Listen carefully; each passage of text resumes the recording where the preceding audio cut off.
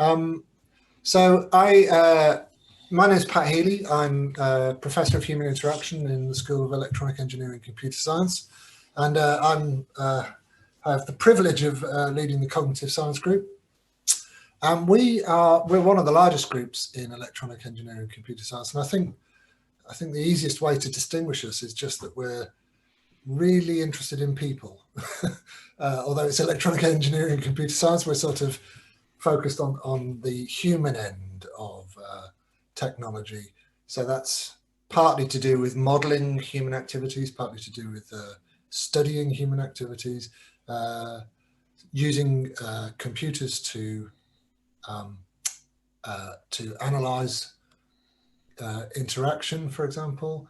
And we go not just at the individual level, but at the level of interaction, at the level of whole societies. So that's a kind of rough sketch of what cognitive science is. Can we go to the next slide?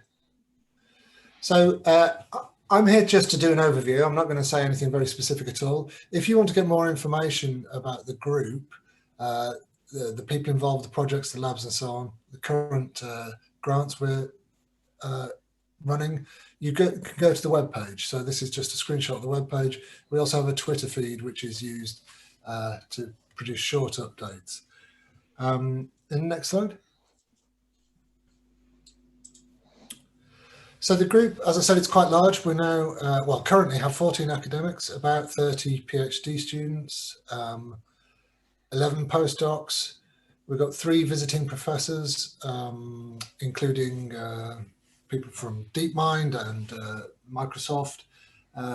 We've got quite a good association with the Turing Institute. I think we have 4 Turing Fellows. It might actually be more. The last time I looked, although of course this is a number that constantly changes, our grant portfolio was about 10.8 million in total. And that comes from a variety of sources: European Research Council, UK Research Councils. We also have money from industrial consulting. So there are a rich variety of sources of grant income and a rich variety of projects, some of which you'll hear about over the course of the next hour. The next slide. So as I said, we're interested in human cognition, action and interaction on a variety of scales, going from the individual right up to the dynamics of societies. And that's, in terms of methods, we use quantitative experimental methods, lots of computational modeling. That's modeling of, things like cognition, but also modeling of languages, and qualitative analysis, where we're doing detailed case studies of particular situations. Next slide, please. The Cogside group is broken up into several labs. Probably the largest is Computational Linguistics, led by Matt Purver. We also have the Education Lab, led by Paul Curzon, the Human Interaction Lab, led by Julian Huff, Music Cognition, led by Marcus Pearce, and Social Data Science by Arcates Zubiaga, and all of them are going to give short presentations. Sorry, Paul isn't actually, but Jane will be leading that. So those are the kind of sub-areas within Cogside. Next slide, please. We also have, we're home, I guess, to really outstanding outreach and engagement activities. So CS for Fun is a magazine that goes to, I forget the exact numbers, I think 20,000 schools, secondary schools. It's been translated into various languages. I think the biggest reach was about 90 countries at one point. There's also an associated website. And we, Peter McCann, who's sadly no longer with us, and Paul Curzon have won lots of international awards for their engagement and outreach. We're very committed to broadening the reach of computer science and also the constituencies who are interested in it, trying to engage people who might not think it's a career for them. Next slide.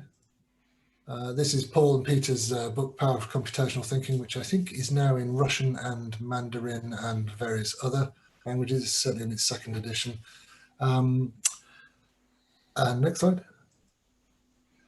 So I'm not going to say anything more about the content because everyone else on the panel will be giving you short videos, and then there'll be opportunities for question and answers. We split the schedule into 2 parts so that it's not just a long series of videos. If you want to, the best thing to do with the Q&A is to use the Q&A button in Zoom, and then we will answer them. We'll answer questions as we go along, but there'll also be an opportunity for questions, general questions at the end of each section of the presentations. We might, given the number of people, maybe we can open the floor to verbal questions as well. It won't, I mean, sometimes it becomes chaotic, but I think we might be able to manage. So, and it's a better, I think we'd all prefer more discussion and less presentation if possible. Next slide. So this is the running order. Julian's going to start with human-robot dialogue. Then we'll turn to Lorenzo for cognitive robotics. Adam will be presenting time-sensitive sensors from user-generated language and other content. And then Marcus will talk about the music cognition work. And then we'll have a break and we'll go on to the second section. So shall we hand over now to Julian? Hi there, I'm Julian Huff. I'm a researcher in the Cognitive Science Group in the School of EECS, and I'm going to talk about making human-robot dialogue fast and fun. So while great advances have taken place in robot motion and manipulation, and indeed computer vision, recently, more natural and less awkward interactions are still needed if we want robots to become a seamless part of our everyday lives. Allowing interaction through speech and dialogue is one way we can do this, but this puts some additional requirements on such a robot that can understand speech. So mainly, this is for the interaction to become fluid and not awkward with fewer delays than is currently possible, and for the robot to deal with the uncertainty of the world and deal with errors smoothly. So part of this process of making the interaction more fluid is to have incremental speech processing to allow more fluid interaction, and this is quite a big part of my research. So this needs to allow concurrent human speech and robot action to happen simultaneously, rather than allowing for gaps between the speech and the robot action. You need to be able to predict human intentions word by word, and you need the robot to have repair capabilities. So for example, in this simple robot here that picks up puzzle pieces, as the speech from the user comes into the system, such as take the red, no, red cross, you can see how the robot moves by predicting the intention of the user, that is the piece to be picked up, and then reacts once the user changes their mind and corrects the behavior appropriately. So that's the type of system that I've been building in the last few years.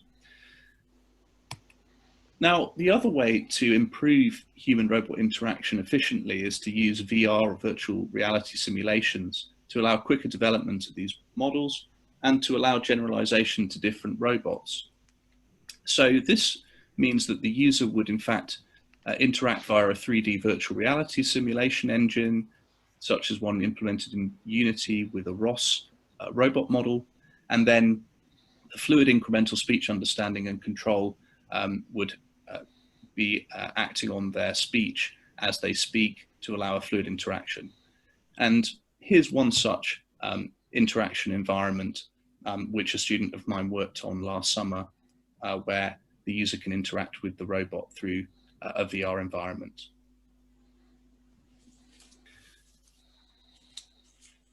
So in summary, there are many challenges yet to be tackled to make human-robot interaction with speech truly natural, but I hope I've outlined a couple of ways in which we're doing that in our research, but I'm optimistic that we can get there in the end.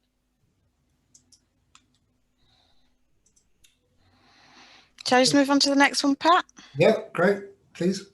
Hello everyone, My name is Lorenzo Iamone. I am a senior lecturer in robotics at the Queen Mary University of London, and in this video I will tell you about the research we do in the area of cognitive robotics. I lead a team that goes under the name of CRISP, Cognitive Robotics and Intelligent Systems for the People. We have a twofold objective. We take inspiration from human intelligence to create smart robots that could help people in everyday tasks. But through this process, we also want to understand more about human intelligence. In particular, we focus on the intelligence of our hands, the extraordinary ability we have to use the hands to explore and understand the external environment, to grasp and manipulate objects, and even to communicate with each other. And in these research efforts, we are supported by several national and international funding bodies and companies. We use human-inspired strategies for the robot to grasp objects for which we do not have any prior information. We don't know where the objects are, what is their shape, if they're hard or soft, and we collect all this information in real time using both cameras and tactile sensors. We test different solutions on a large number of different objects, and we compare them against each other using statistical analysis, so that we can really understand which solution works best and why. For applications in which we really want to make sure the grasp is stable, such as the robotic handling of delicate or dangerous items in hazardous environments, the robot performs haptic exploration before picking the object, to gather more information about the shape and stiffness of the object and to make sure the most precise and robust grasp is selected. For other applications in which we require dexterous manipulation of the object after it is picked, we use the operation to teach manipulation actions to the robot. The human user can directly control the movement of the robot hand, and when the robot touches something, the tactile feedback is sent to the user using small vibrating motors placed on a wearable glove. After one manipulation action is demonstrated to the robot, for example, the translation of an object within the hand, the robot is able to reproduce this action in different conditions in the future, for example, using a different object, or making the translation longer or shorter. We are also investigating the role of hand movements in social interaction, also to understand how to make human-robot interaction more natural and effective. In one project, we look at how our hand movements change if we do not understand each other during a conversation. In another project, we investigate how moving our own hands, but also looking at someone else moving, helps us to understand musical rhythms and to synchronize with them. Thank you for the attention, and feel free to get in touch if you want to know more details. Great, thank you. So next, Adam. Hello, I am Adam Zakalidis, and I will be outlining our work with Professor Maria Liakata on creating time-sensitive sensors from user-generated language and heterogeneous content. This work is in the context of Maria Liakata's 5-year Turing AI Fellowship, where I work as a research fellow. Nowadays, individuals continuously produce huge amounts of digital content. This includes textual content posted online, but also data produced through their mobile phones, their fitness devices, etc. Such heterogeneous user-generated content, or UGC, contains behavioral cues which can help us identify longitudinal signals about the individual. Natural language processing is the field that studies computational methods for getting computers to perform useful tasks involving human language. Here, our first goal is to develop personalized longitudinal methods for NLP, which are two modeling aspects that are often missing in NLP tasks. Secondly, we aim at developing sensors for capturing digital biomarkers from heterogeneous user-generated content to understand the evolution of an individual over time. Finally, without strict limitations, we focus primarily on the domain of mental health, where we aim at making a significant contribution. The focus on mental health is very important, as according to the World Economic Forum, mental health disease accounts for 35% of lost work output, which is twice as much as cancer and more than cardiovascular disease. By creating sensors that capture digital biomarkers from heterogeneous user-generated content, we can employ them as the basis for new clinical assessment tools. But these sensors can also help online platforms with user moderation tasks, helping to better protect vulnerable individuals. Now, while we have made a lot of progress in NLP, there are still important missing elements. Firstly, dealing with small and sparse data is an important problem, especially in mental health where typically such datasets are used for analysis. But also transferring knowledge across different domains can be of crucial importance for model generalization. One aspect that has received much attention in natural language processing is that of language modeling, aiming at representing words based on the context they appear into.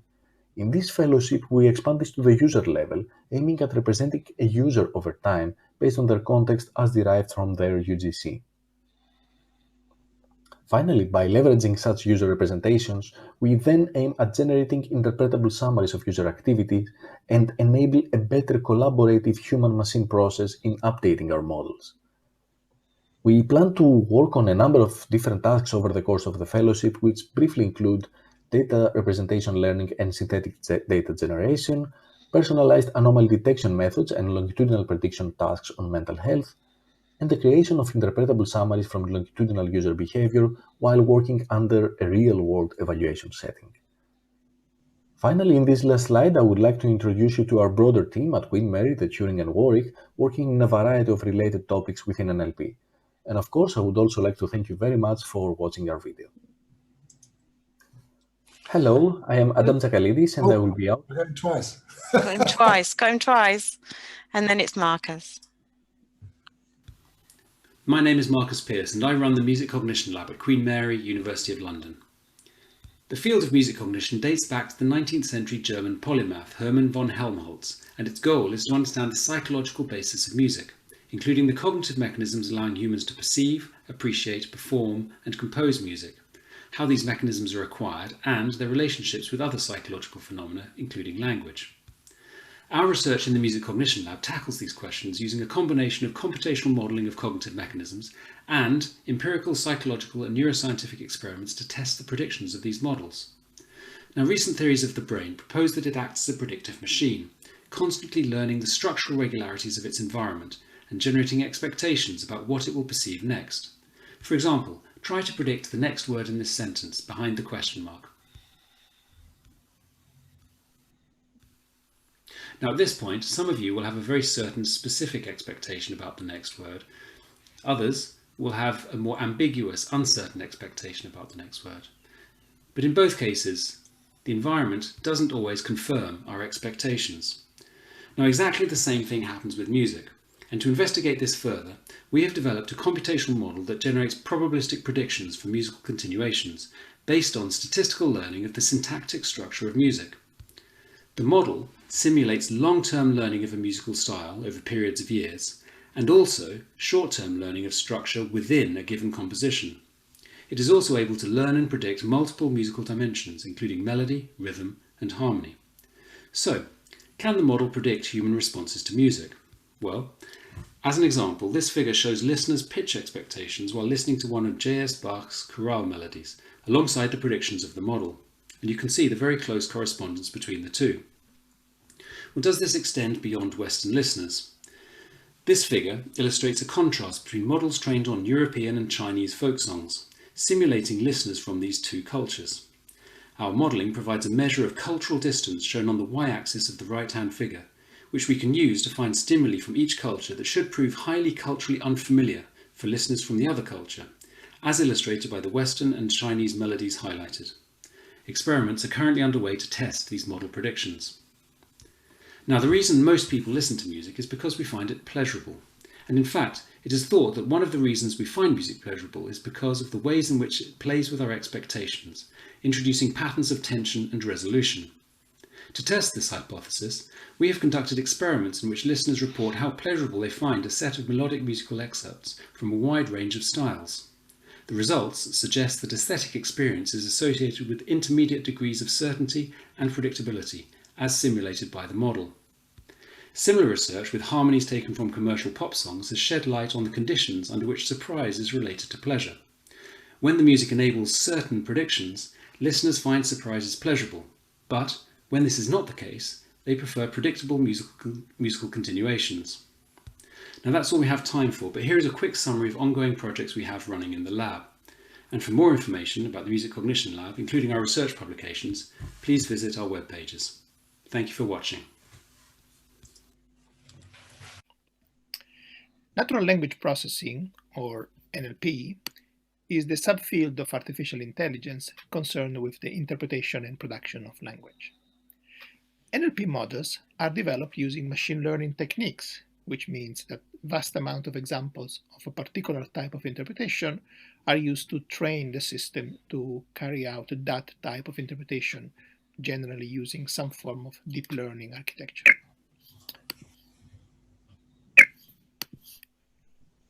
You can see here an example of NLP task known as anaphora resolution.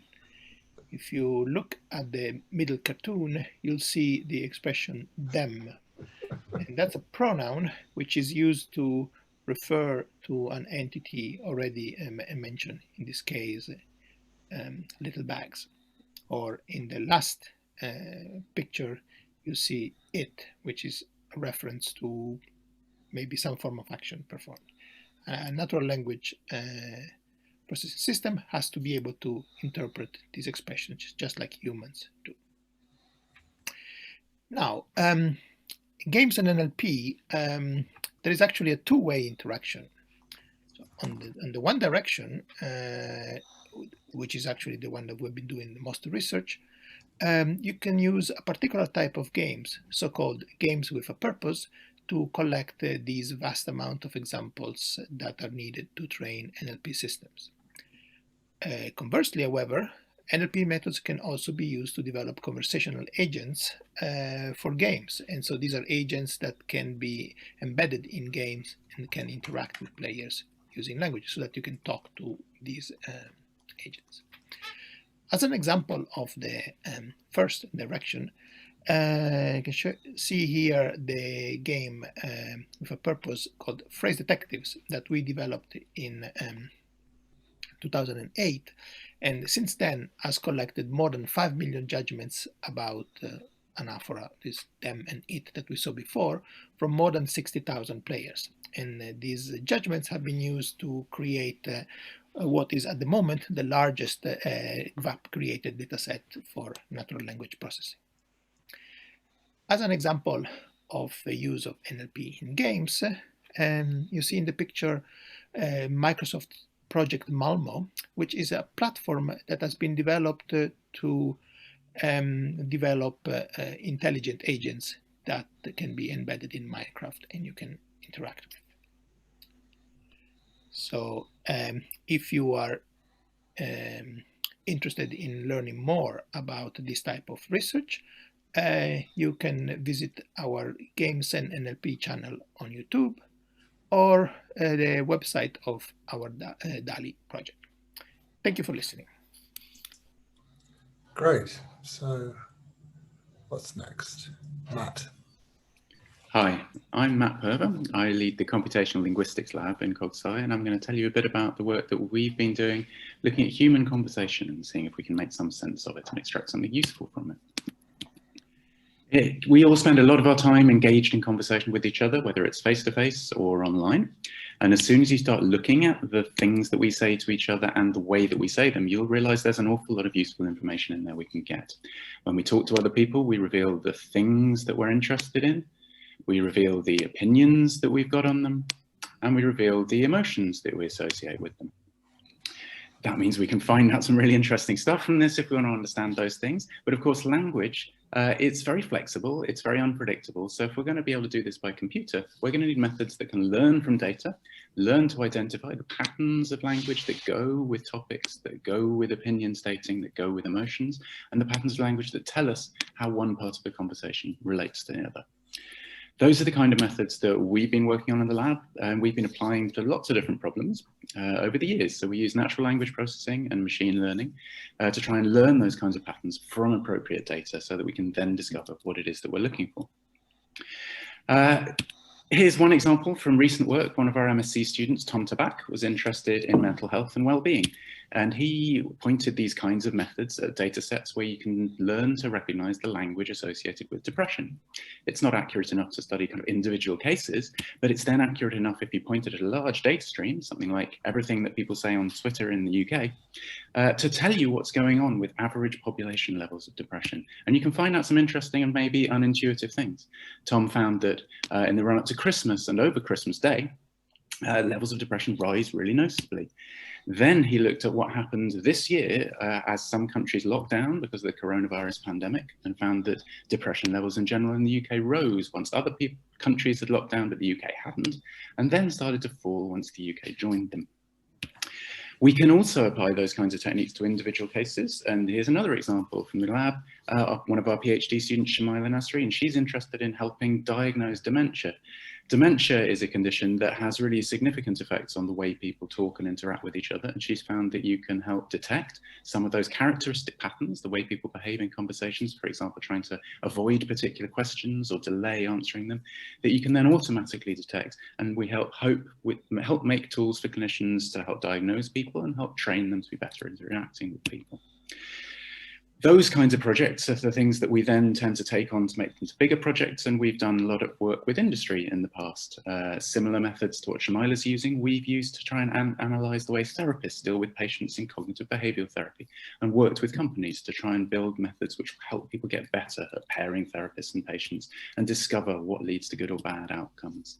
Currently, we're working with newspaper publishers, trying to build similar methods to help understand what people are saying in the comments under news articles and see when things need blocking. If you want to know more about the work that we're doing, go and visit our website or just send me an email. Thanks.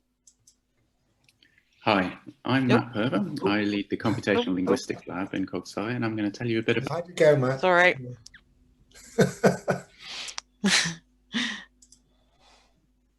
So, Larissa. Hi, my name is Larissa Tokarczyk, and today I'm going to talk to you about immersive experiences and mixed reality. In my group, we're particularly interested in this device, our mobile phone, which we have a love and hate affair with. In particular, we're interested in the sensors that this phone has on them, things like accelerometers, Bluetooth, GPS, and what we can do with them. We've done a variety of different things, which range from detecting events on Twitter streams to looking at crowd formation and group formation within live movement. But today, what I'd like to talk to you about particularly is how we can use these sensors in games, and in particular, mobile augmented reality games. For augmented reality games, what is really interesting is player behavior and experience. So we collect all that kind of information to ask questions such as, how can player behavior predict enjoyment? Or can we use player behavior to characteristics to tailor content and increase difficulty? Another thing that we might want to ask is whether we can make immersive experiences in location-based AR games and how we can tailor those specifically to our users. To do that and answer some of these questions, what we do is we use classical machine learning. We collect a lot of data from the phones, like accelerometer and questionnaire data. We create features from those that raw data, and then we feed it to a classical machine learning algorithm like SVM or XGBoost. We then have a model which we can use to adjust the difficulty or adjust the enjoyability or any other kind of aspect of the game. As an example, here's a game that we recently built, a game where you chase chickens in augmented reality. In this game, we collect the player movement data, the player score and timing information, and the questionnaire data. This allows us to build models and show that essentially that the game parameters can directly affect the perception. Oh, I don't know what happened there. Sorry. Hi, my name is Larissa. can we? Yeah. Is that features from those or adjust the enjoyability. About here. Create features from those that raw data, and then we feed it to a classical machine learning algorithm like SVM or XGBoost. We then have a model which we can use to adjust the difficulty or adjust the enjoyability or any other kind of aspect of the game. As an example, here's a game that we recently built, a game where you chase chickens in augmented reality. In this game, we collect the player movement data, the player score and timing information, and the questionnaire data. This allows us to build models and show that essentially that the game parameters can directly affect the perceived competence and therefore enjoyment and experience of our users. So that's the game parameters in terms of how many chickens, how fast they move, how big an area. However, one of the things that we have found is that these are very difficult to generalize, these models, and that's one of the things that we're currently working on. The last thing I'd like to mention is comparing the actual and the virtual. So in augmented reality, does it really matter if locations are actually physically there, or can we transpose locations onto an augmented reality experience, and how does that impact our players' experience? Similarly, we explore features and items as well. The evidence suggests that there is a difference, but we're not exactly sure what way yet, but we'll find out soon. Thank you for listening. Okay. Two more. Hello, everyone. My name is Arcade Zubiaga, and I'm a lecturer in the Cogside research group in Queen Mary, University of London. I'm going to talk about the research we do in the social data science lab and in my research group specifically. So in doing social data science, we mean that we are actually using data science methods to try and analyze social phenomena by using normally large data set. What do we mean by this? So we use computational methods, including methods from natural language processing, social network analysis, information retrieval. We use data sources which are very often social media, but we also use other data sources that we can get online. So we access real user-generated content online. And we have the objective of trying to link what's going on online and what can this data online actually tell us about how society is and what happens actually offline. Our research tends to be very interdisciplinary, and we use knowledge from humanities and social sciences in order to inform our computational methods. We use skills from sociology, psychology, linguistics, and many other fields in order to develop our research. And the tasks we do, so they range from going and collecting the data to build our own data sets, to then doing the analysis in order to understand behavior and extract patterns from data, but also in doing predictions and trying to determine different factors from the data sets. I'm going to give an example of a project that we are focusing on, and this is about assessing and mitigating online harms, which is basically trying to understand and detect bad behavior online. So we are trying to develop computational methods that can help us identify this bad behavior online. And this includes detecting hate speech in social media to detect comments that are racist, sexist, and so on online.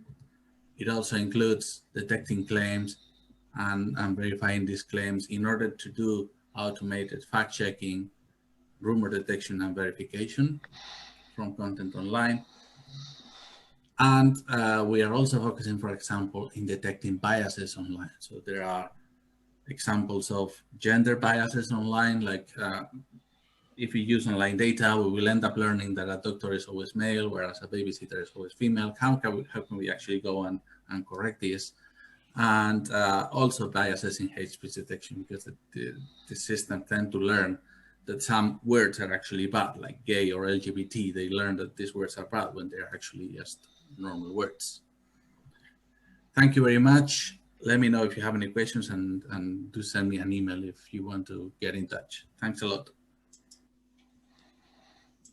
Last one.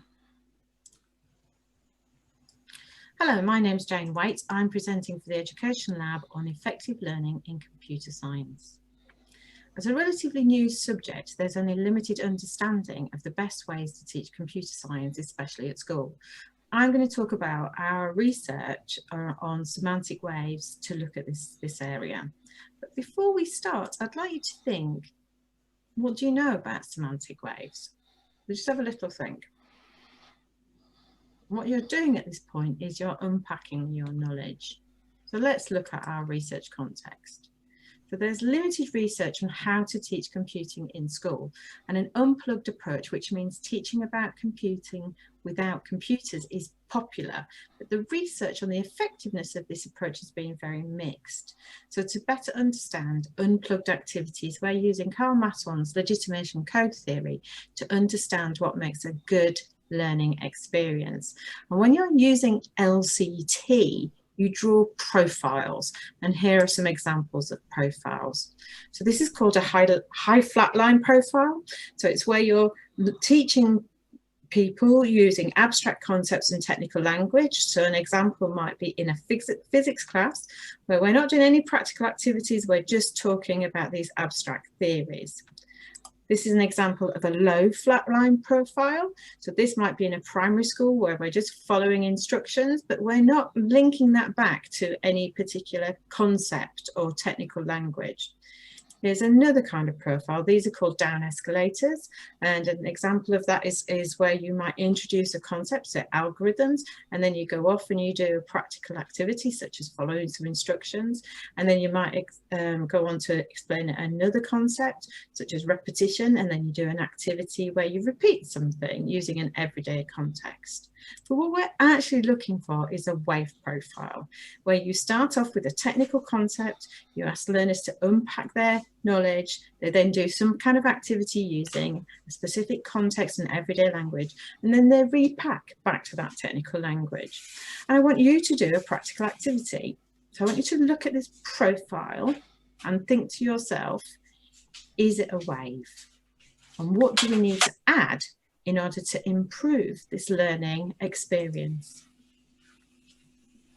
And as we finish, I now want you to think, what do I now know about semantic waves that I didn't know before?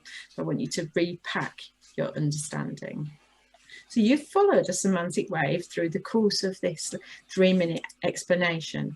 The kind of further activities that we're moving on to is to study the effects of different profiles on teaching and learning and to develop teacher professional development.